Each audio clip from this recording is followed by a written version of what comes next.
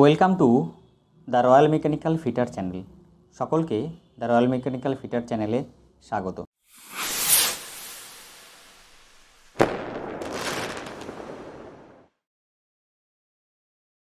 তোমরা যারা সেল ইস্কো বার্নপুর প্ল্যান্টের এসিটিটি ফিটার পদের জন্য প্রস্তুতি নিচ্ছ, তাদের জন্য আজকের এই সেশনটা খুবই গুরুত্বপূর্ণ। প্রত্যেকটা প্রশ্ন খুব গুরুত্বপূর্ণ সহকারে দেখো, বারবার দেখার চেষ্টা করো এবং মেমোরাইজ করার চেষ্টা করো, যাতে তোমাদের পরীক্ষার হলে খুবই উপকারে আসবে। আশা করছি এই সেশনটা খুবই উপকারে আসবে তোমাদের, কারণ এখানে কিছু বাছাই করা সম্ভাব্য কিছু প্রশ্ন আমি দিয়েছি, যাতে তোমাদের পরীক্ষার হলে তোমরা খুব অতি সহজেই প্রশ্নের উত্তরগুলো করে আসতে পারো। আজকে আমাদের বিষয় হচ্ছে লেদ। চলো দেখি কি আছে লেদে। প্রথম প্রশ্ন, in lathe work various feeds are available, which one of the following is not available with lathe work? উত্তর হবে ভার্টিক্যাল ফিড। মানে লেদে বিভিন্ন রকম ফিড পাওয়া যায়, সেই ফিডের মধ্যে নিচের মধ্যে কোনটা হচ্ছে পাওয়া যায় না, সেটা হচ্ছে ভার্টিক্যাল ফিড। ভার্টিক্যাল ফিড হয় না, সেটা হচ্ছে যে আমাদের উত্তরটা হবে সেটা হচ্ছে ভার্টিক্যাল ফিড।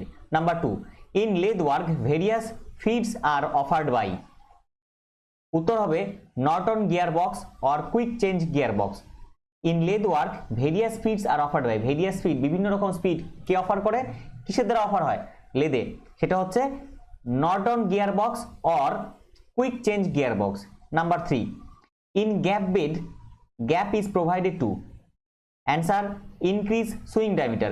গ্যাপ বেডে যে গ্যাপ দেওয়া হয় কেন দেওয়া হয়? ইনক্রিজ সুইং ডায়ামিটার, সুইং মানে ঘোরার যে ডায়ামিটারটা, সেই জব ঘোরার যে ডায়ামিটার, সেই ডায়ামিটারটাকে সুইং ডায়ামিটারটাকে বেশি করার জন্য গ্যাপ বেডে গ্যাপ প্রোভাইড করা হয়। Number 4, back gear unit of কোন পুলি lathe is for, answer decreasing RPM of job. তাহলে ব্যাক গিয়ার ইউনিট কেন ইউজ করা হয়? ডিক্রিজিং আরপিএম অফ জব, জবের আরপিএম কে ডিক্রিজ করার জন্য। Number 5, lathe bed is made of, lathe bed is made of, answer grey cast iron, বা এখানে থাকতে পারে চিল কাস্ট আয়রন। যদি কাস্ট আয়রন দিয়ে কোনো কিছু থাকে, দেখবে অন্য কোনো অপশন থাকবে না, কাস্ট আয়রনের সাথে অন্য কোনো কাস্ট আয়রন থাকবে না, কাস্ট আয়রনের অপশনটা একটাই থাকবে, তাহলে সেইটাই তোমরা করবে, গ্রে কাস্ট আয়রন বা চিল কাস্ট আয়রন, এটা দিয়েই থাকবে অ্যান্সার।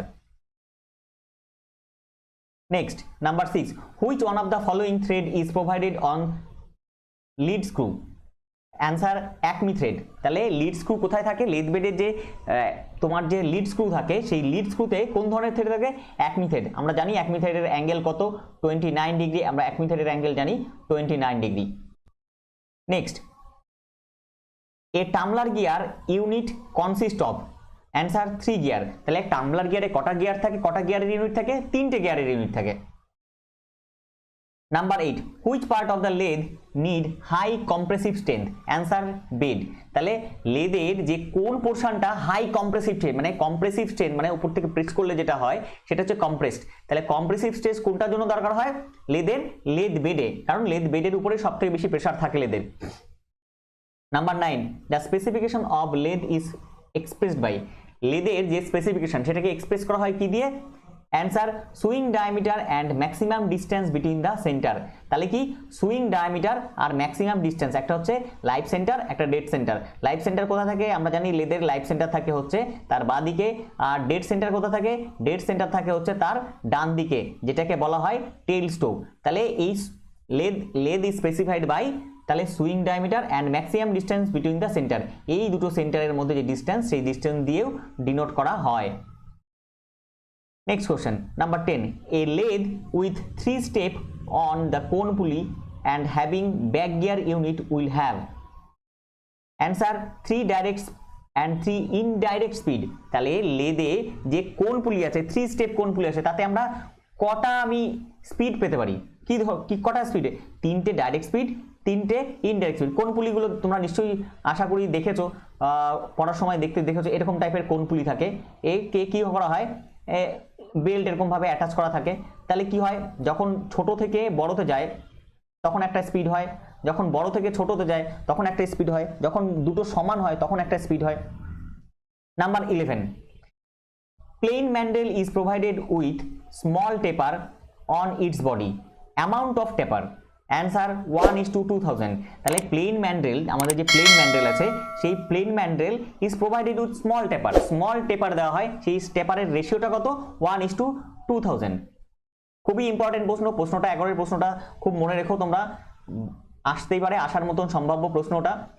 নাম্বার 12, ইন হুইচ চাক face concentric circle are scribed? In which চাক face concentric circle are scribed? Answer independent চাক।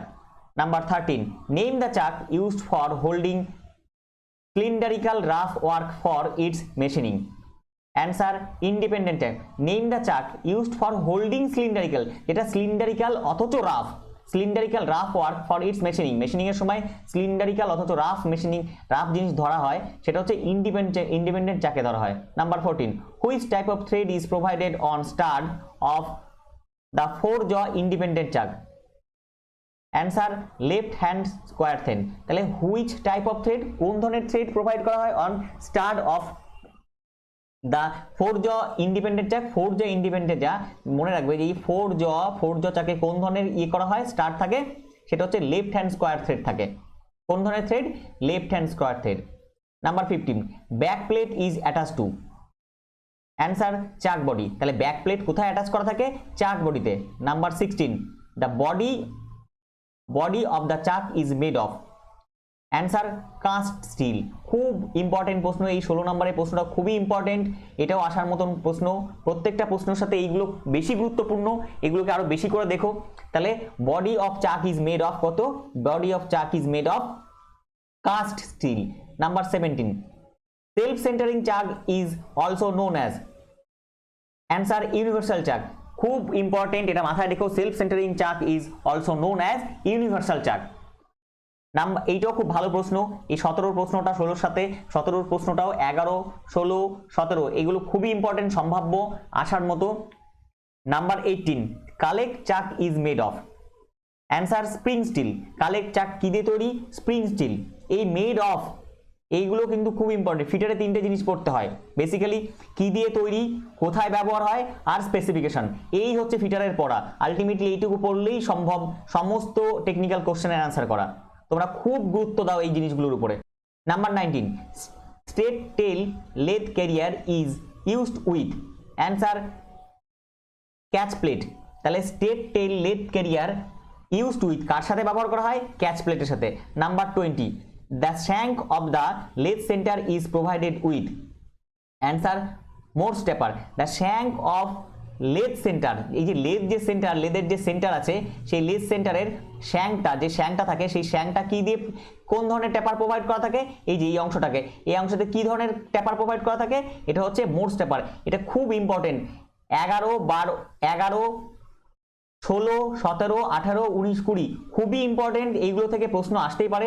দেখো লেদের চ্যাপ্টারটা অনেকটা বড় এবং তার অনেকগুলো ভাগ আছে, আমি ছোট ছোট ভাগ করে কিছু সম্ভাব্য প্রশ্ন যেগুলো আসতে পারে সেগুলো দিচ্ছি। তোমরা খুব বারে বারে প্রশ্নগুলো দেখো এবং মেমোরাইজ করার চেষ্টা করো, যাতে একটা নাম্বারও যেন অন্য কারোর থেকে বেশি পাওয়া যায়। তাহলে 1 নম্বর বেশি হলে নিজের চান্স, প্রবাবিলিটিটা, এই চাকরি পাওয়ার প্রবাবিলিটিটা অনেক বেড়ে যাবে। আমি আশা করছি তোমরা খুব ভালো করে বুঝতে পারছো। যাদের কোনো সমস্যা হচ্ছে তারা আমাকে বলো, আমি সেই হিসাবে সেইভাবে বোঝানোর চেষ্টা করব। আশা করি তোমরা আজকের এই সেশনটা খুবই বুঝতে পেরেছো, তাও নিজেরা ভালো করে দেখো। এই ছিল আজকে আমাদের আলোচিত বিষয়। দেখা হচ্ছে তোমাদের সাথে পরবর্তী পর্বে। সুস্থ থেকো, ভালো থেকো।